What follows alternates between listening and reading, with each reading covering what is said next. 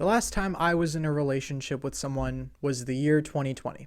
And not by choice, but I have been single ever since.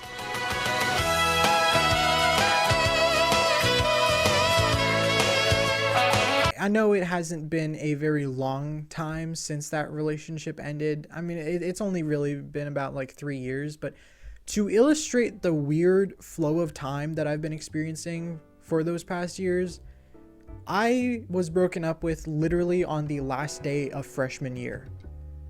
I will be graduating in February. And no, I'm not gonna sit here and like pretend that that relationship ended amicably. Honestly, now looking back on it, it was probably for the best that we broke up. I mean, we were both like freshmen in high school, and clearly the person I was with wanted like a very serious relationship. And also I was 15, so 15-year-olds can't even like commit to like a lunch order, you know? I was at Chipotle earlier and I was like, do I want a bowl or do I want a burrito? Like I can't even like commit to something right now. You think I could have committed to an entire human being when I was like 15? Come on, no. My life is a shining example of why children should not be allowed to have opinions. But for some reason, at the time, after that breakup, there was this weird feeling that flowed over me. Like, I wanted to see the person that I was with and that I claimed I loved just fail at things in life that they'd been working hard for. I don't know why, but it was just there. I still followed them on social media, specifically on their like main account and their spam account. If you don't know what that is, there's Urban Dictionary, but following that spam account gave me a lot of insight into their life that they had not really been giving me for the past few months of that relationship. You know, I witnessed their ups, their downs, their highs, their lows, their losses, their victories. Everything from the most minor inconveniences to the biggest successes, I was watching play out on a daily basis of text messages that weren't directed towards me, but I was watching their life get better without me. I mean, if I loved this person, how could I claim to have loved them if I wasn't happy that they were successful with or without me? And I started to realize how stupid these emotions really were. And then over time, I began to let them go. I started to realize that, you know, even if everybody else hates their ex, I don't need to. I mean, hatred isn't gonna get me anywhere. Hatred wasn't gonna make my life better. Hatred wasn't gonna make their life better. Their life was already way better without me. So what's the point in getting hung up over someone if they're already doing perfectly fine?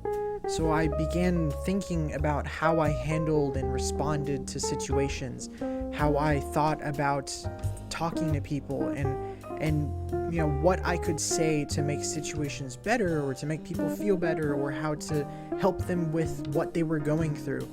And it's really transformed how I responded to both platonic and potential romantic relationships. And after all, that's why we have relationships, isn't it? We aren't here to fulfill each other's purpose in life, and we're not here to wake up just to see each other at the same place every single day. We're here because they make us better. We're here because breakups make us better. We're here because friendships make us better. We're here because family makes us better. We're here to constantly grow and become better people as life goes on.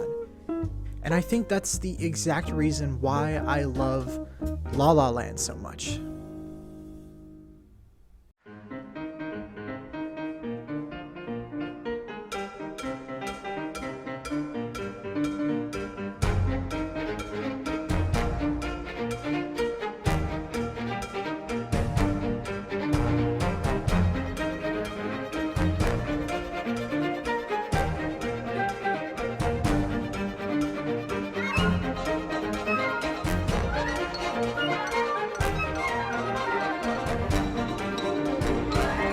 La La Land is the 2016 almost Best Picture winner by director Damien Chazelle.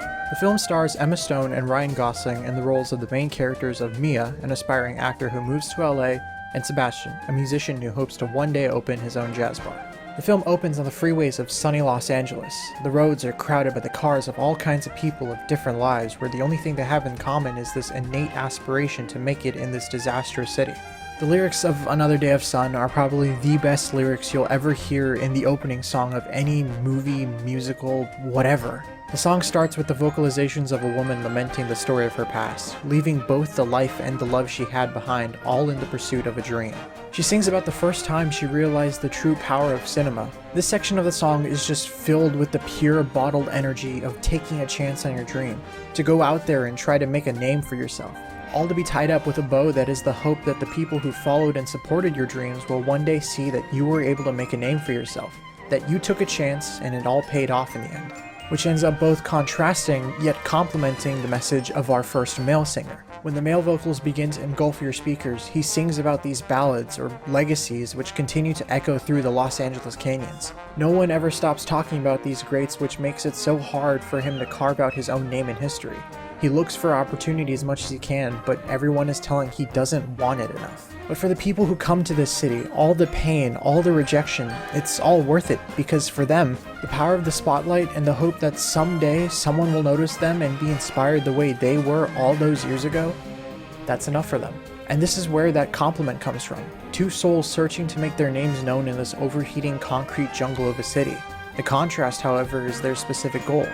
Obviously, the woman wants to see her own face on the silver screen, but the man sings of ballads in ballrooms. Clearly, his passion is in music.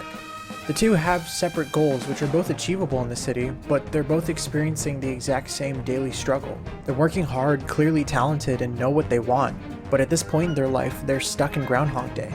Every day is another rejection, another endeavor, another day of sun. And the best part about this scene is how it introduces us to the best character of this entire film, and you probably didn't even know it happened. The best character is LA. It's so rare that a movie finds a way to make its setting have as much character as LA does in La La Land. And they do it all by having singers, which we'll never see again in this movie, sum up the goals of our actual main characters within the first 4 minutes. Speaking of, Mia and Sebastian. Mia is our aspiring actress, and Sebastian is our hopeless musician. The two characters, as I explained earlier, are both at the bottom of the ladder. Mia works as a barista on the Warner Brothers lot, and Sebastian is a pianist at J. Jonah Jameson's restaurant. After a rough first interaction, the two of them find out that there's actually a bit more to one another than they initially thought. They actually start bonding and spending their free time with one another, and from that, we see the fruits of their love begin to blossom. And immediately after, one of the most powerful representations of love put to film. The music, the dance, the visuals, everything is just And for the rest of the film, we watch that love in action. We watch them sing, we watch them dance, we watch them learn from one another, we watch them fight, and watch them slowly fall apart. Eventually, you hit a point in the film where you realize that this isn't a love story, but it is a story about love. Mia and Sebastian eventually break up, and Mia returns to that sleepy town where her dreams were born in, ready to let them die there. She's given up and realized that no matter how much she might want something, it's not always going to be a guarantee. But it isn't till Sebastian, probably the last person she ever wants to see in her moment of despair, comes to her with the news which will probably change her entire life as she knows it. A casting call in a huge movie where she was hand-picked to audition. And then she does. And then, afterwards, they talk. They just talk. Like real people, mature people, who were once in love, but now, to each other, they're just that. And what they talk about is each other. How despite everything they've watched and helped each other go through, they still believe in each other's goals. There's no hate here, even though both of their hearts were broken in different ways.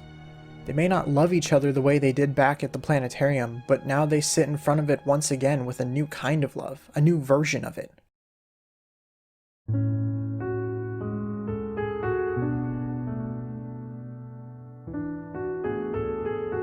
Mia and Sebastian still feel some kind of love, enough to want to see one another succeed in their own goals.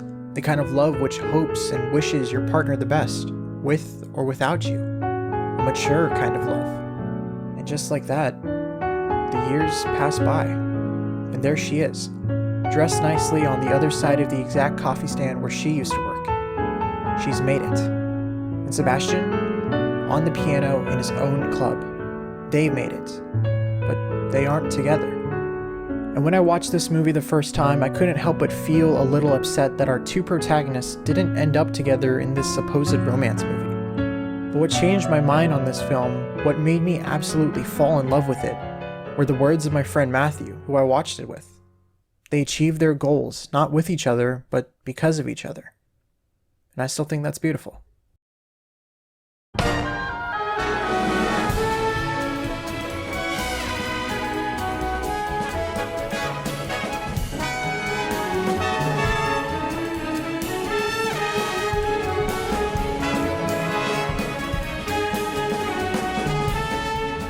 La La Land is the kind of movie I absolutely adore, one which withholds a bit of darkness underneath all the color and light on the surface. It isn't afraid to discuss the darker aspects of both the music and film industries, how sometimes you'll have to do things you never wanted to. But La La Land is a funny thing by somehow, despite its darkness, making LA feel sunny and aspirational again, a land where anyone can achieve their dreams, a land where every day